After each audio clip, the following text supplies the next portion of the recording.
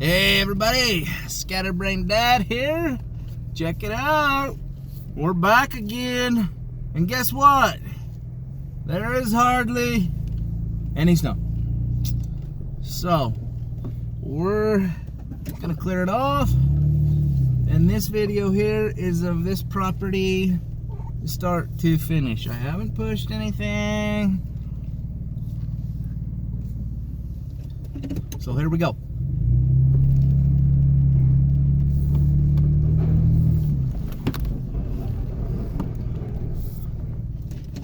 So anyways, sometimes I just feel like I gotta talk, because obviously sitting here watching a plow video, it's kind of fun. But I also have watched my fair share of plow videos on the old YouTube, and it's, sometimes it gets kind of boring. But like I said in the previous video that I just posted, what is it? Oh, I just posted it overnight.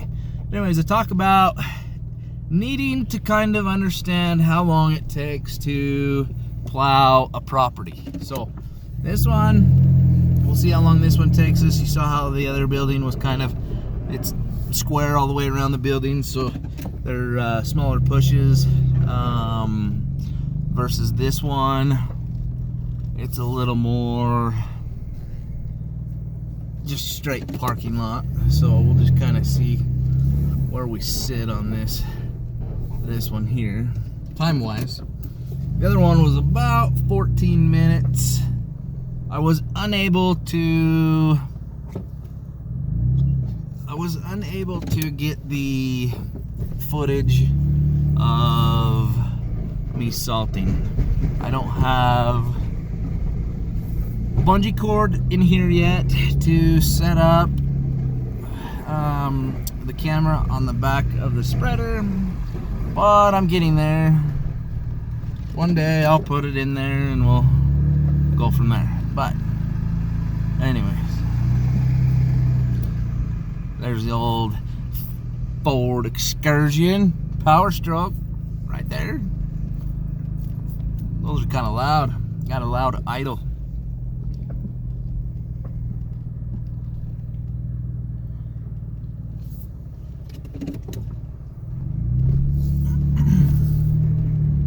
So anyways, let's pick a topic, shall we? Let's pick a topic as far as salting, okay?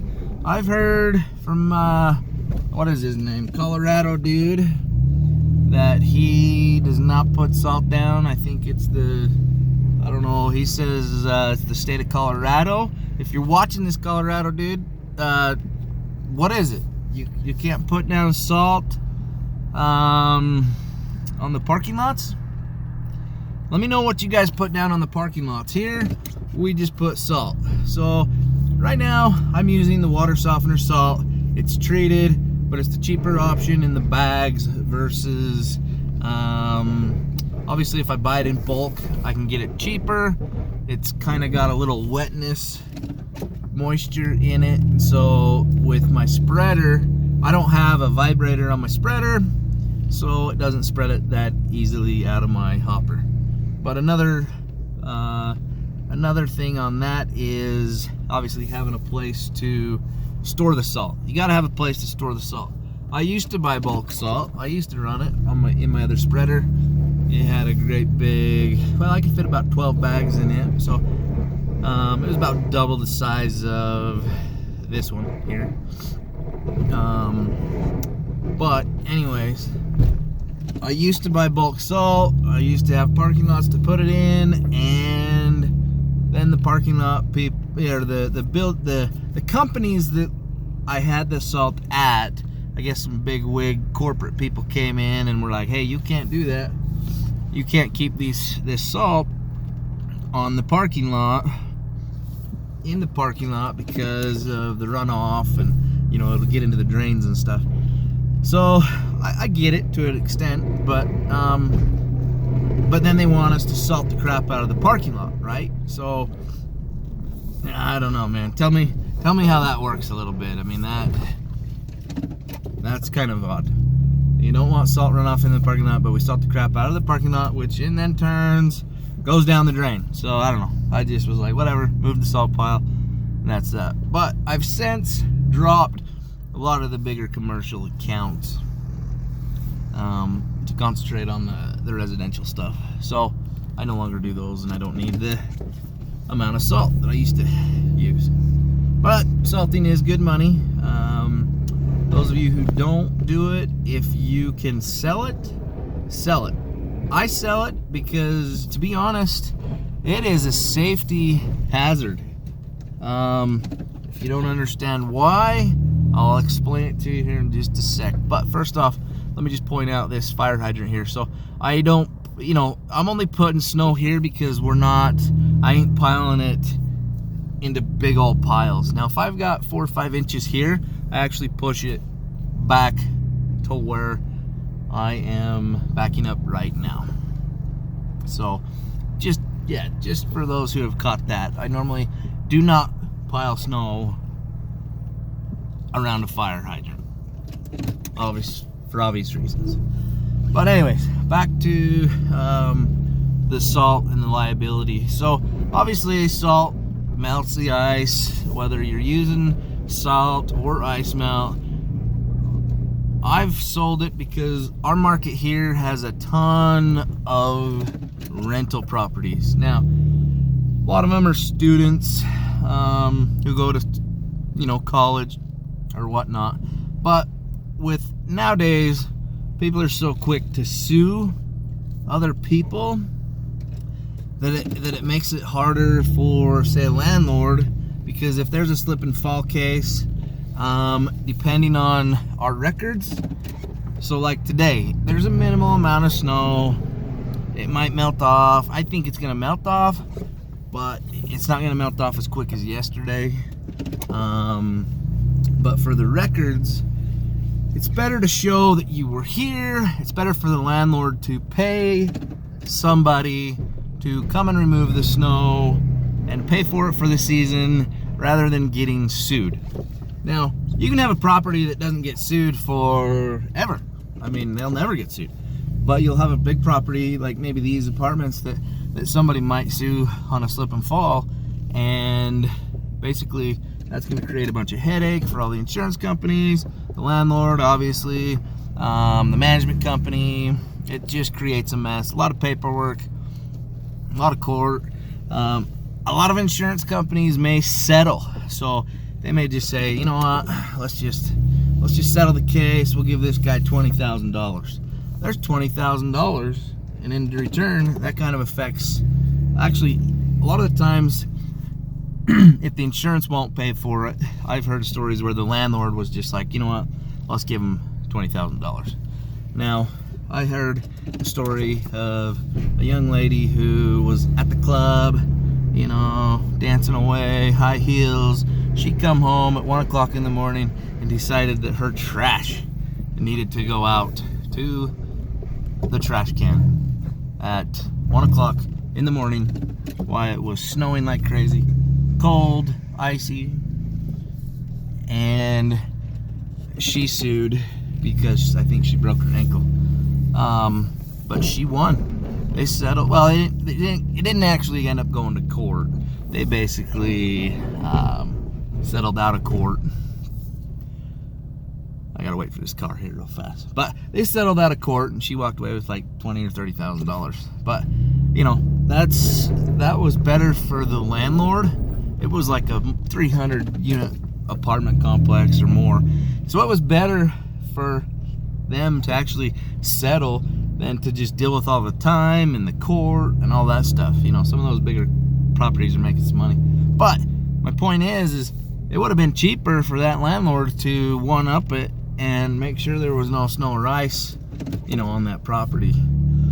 Or not necessarily no snow and ice, but just have the records kept and say, look, we basically were there that night. We removed the snow. We were back again in the morning, and so forth. So I've been involved in a couple of lawsuits where I've provided all my information, what time we were there, how many bags of salt we put down, what time we were plowing, what time the sidewalks got done. And some of the cases, the people actually had slipped and fell, you know, say like a week after a snowstorm.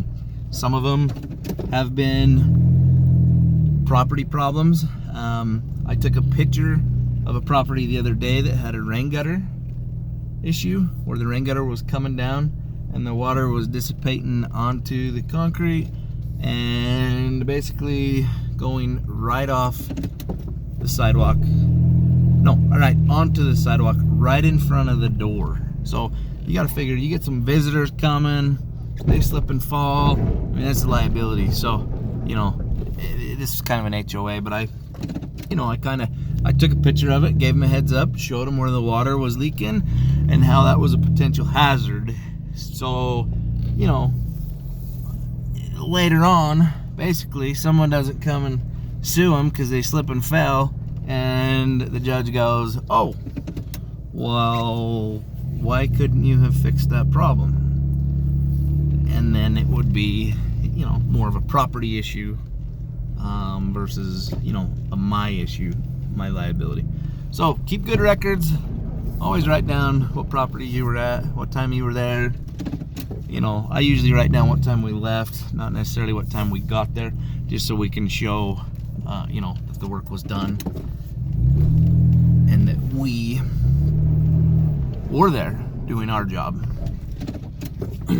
Now, on a property like this, if there's any ice issues, you know, 3 or 4 days after a storm or something like that, it's not necessarily my responsibility. If they call me, I will go take care of it. But our job is obviously just to remove the snow, get the snow and ice off after a snowstorm. I don't know how your guys' contracts are, or those of you who are watching, but yeah, let me know in the comments if you've made it this far.